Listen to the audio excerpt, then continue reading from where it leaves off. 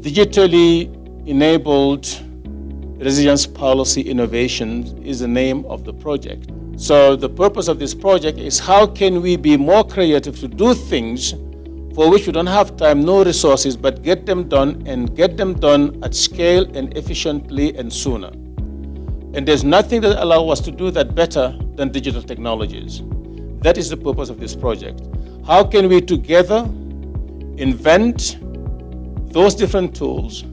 How can we together provide the content and the format to allow government, private sector, and farmers' organizations, farmers themselves, to have different tools, products, and services that helps them enhance the resilience of the food systems.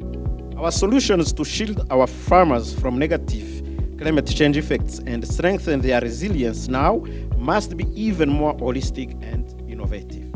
I'm glad to learn about the partnership between Academia 2063 and PAFO to pilot the project in targeted African countries with technical assistance to bring in the economics, data, and analytics for evidence-based policy innovation and to build climate-resilient nutrition programs.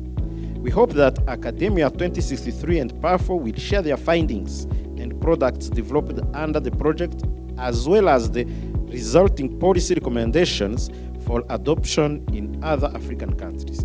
It's a privilege for me to be part of this important occasion of the launch of the project Digitally Enabled Resilience and Nutrition Policy Innovations, which the Pan-African Farmers Organization, PAFO, is co-hosting with Academia 2063 with the support of the German government through the GIZ. The goal of the project is to leverage the body of data, analytical evidence, digital resources within Academia 2063 and to bolster the capacity of government and value chain actors to design impactful solutions for the sustainable transformation of African food systems.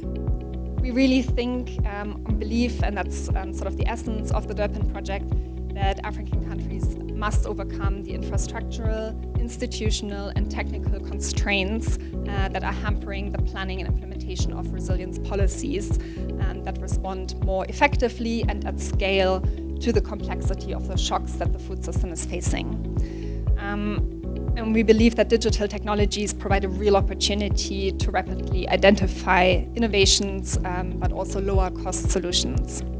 Collectively, the different activities under DERPIN, under the project, respond directly to the broader African agenda laid out in the Malabo Declaration, the AU's agenda on climate change, the African Green Recovery Action Plan, just to name a few.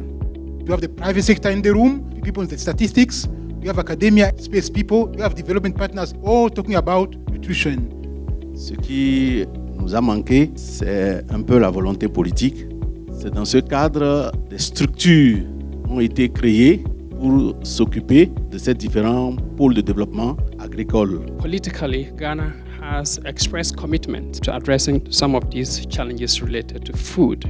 The government is also committed to ensuring that government plans, government policies, government strategies are climate compliant, risk informed, conflict sensitive, shock responsive. They are costed and multi-sectorial and are aligned with very concrete target. We have problems of land shortages, especially access to land by women is very restricted in our country, and that has been a challenge for many, many years. So we welcome this project. It will fit into what we already do, the nutrition intervention that we are doing, and also the digital innovations that we are promoting. It is very well aligned to what government is already doing. Donc j'ai le sentiment que l'agriculture est un peu laissée en rade. Donc d'où la pertinence, je pense, de pouvoir y contribuer à travers les travaux de ce projet. We, like any other person or any other country in Africa, are facing the same challenges. We have some institutions in place, but we have not had that ability to front our response in a concerted way. And I believe that with the data of the data sets available, we will be able, through this project, be able to get a common front to be able to achieve this. We are moving more and more in actually being intentional in talking about not only agriculture, but agriculture / nutrition and food security nexus. So we are not anymore cultivating or rearing animals for the sake of it, but what do we get out of it? The introduction of this project is very timely, and I think the future is digital.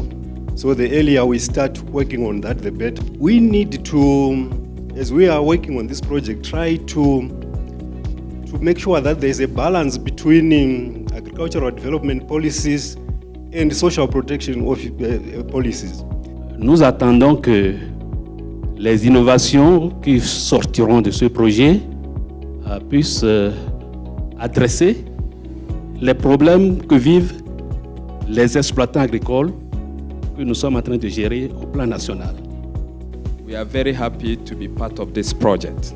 Our platform is very appropriate for the implementation of this project.